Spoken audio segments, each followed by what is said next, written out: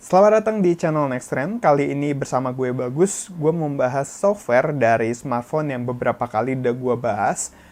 Smartphone-nya ini adalah Oppo A92 yang memakai ColorOS 7.1 berbasiskan Android 10.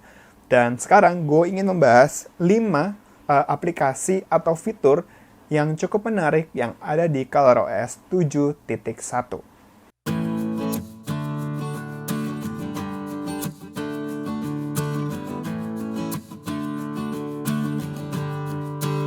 Pertama, atur gaya icon.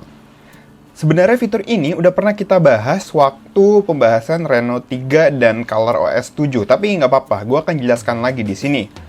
Jadi, icon-icon yang ada di Oppo A92 ini bisa kalian ubah melalui sebuah layar menu di option ColorOS 7.1. Caranya gampang banget, kalian tinggal masuk ke setting, lalu masuk ke layar awal dan majalah awal kunci, lalu klik atur gaya icon. Di dalamnya tersedia beberapa pilihan gaya icon, mulai dari bahan, kerikil, hingga khusus yang dapat mengubah sudut lengkung, latar, hingga ukuran. Terus juga ada menu Add Plus Icon untuk menggunakan desain bawaan aplikasi pihak ketiga. Nah, fitur kustomisasi icon di sini berguna banget nih buat kalian yang cepat bosan dengan desain icon yang ada. Meskipun secara default desain yang ditampilkan udah cukup bagus, dan yang gue suka adalah icon warnanya itu loh, menarik banget dan tidak terlalu mencolok di mata. Kedua adalah dark mode.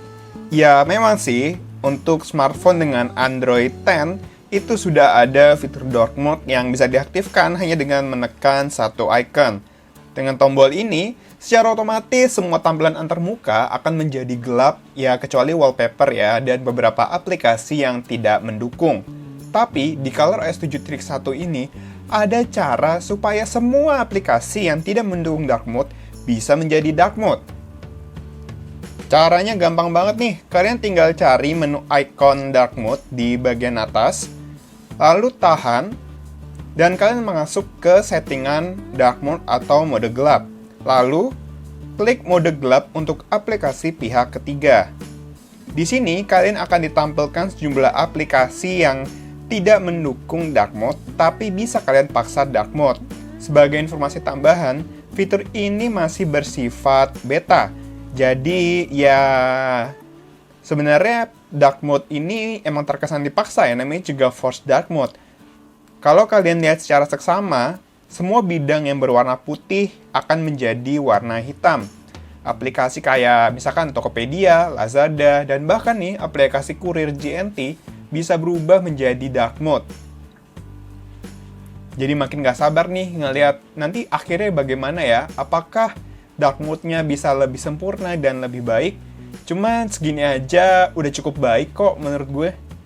Ketiga, Oppo Relax. Oppo Relax adalah aplikasi bawaan langsung di ColorOS 7.1 yang dapat mengeluarkan berbagai efek suara dan musik yang tujuannya untuk relaksasi. Pertama-tama ada menu untuk latihan pernapasan. Setiap sesinya berlangsung selama 1 menit dan mengeluarkan ambient suara yang membuat kita cukup rileks.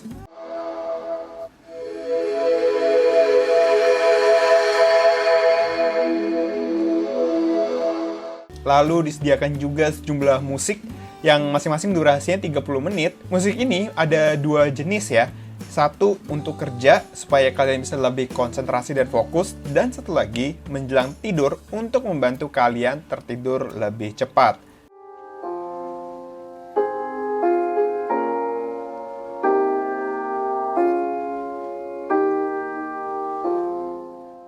Selain musik, Oppo juga menyediakan sejumlah ambient sound untuk membuat kalian lebih rileks, kayak suara pantai, hutan, api unggun di malam hari, suasana kuil di atas gunung, sampai berbagai macam suara noise.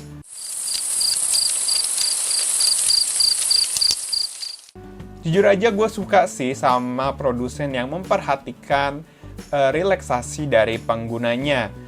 Sistem audio stereo yang ada di Oppo A92 pun juga dapat menghantarkan kualitas suara yang sangat baik dan memberikan pengalaman yang sangat mendukung untuk musik-musik tersebut. Keempat, GameSpace. GameSpace ini adalah aplikasi untuk menunjang kegiatan gaming di Oppo A92. Bicara soal gaming di Oppo A92, udah ada video review performa gamingnya loh, kalian bisa cek di sini videonya. Nah, saat kalian membuka aplikasi ini, ada sejumlah icon game yang telah kalian unduh ataupun bisa ditambahkan secara manual. Terus di bagian bawahnya ada mode-mode, ada indikator jaringan, dan lama umur baterai sebelum habis, dan juga pengaturan untuk memblokir notifikasi dan telepon masuk. Nah, dalam pilihan modenya ini ada mode kompetisi untuk performa yang lebih tinggi, mode seimbang yang biasa aja, dan mode hemat daya untuk performa yang cukup rendah tapi memberikan umur baterai yang lebih panjang. Nah, menu Game Space ini bisa kalian akses dari halaman depan ataupun dalam permainan dengan melakukan gestur swipe dengan 2 jari dari arah ujung kiri dan ujung kanan dalam posisi vertikal. Di dalamnya, kalian bisa melakukan berbagai settingan seperti menu awal, screenshot, screen recorder, indikator performa hardware, dan FPS.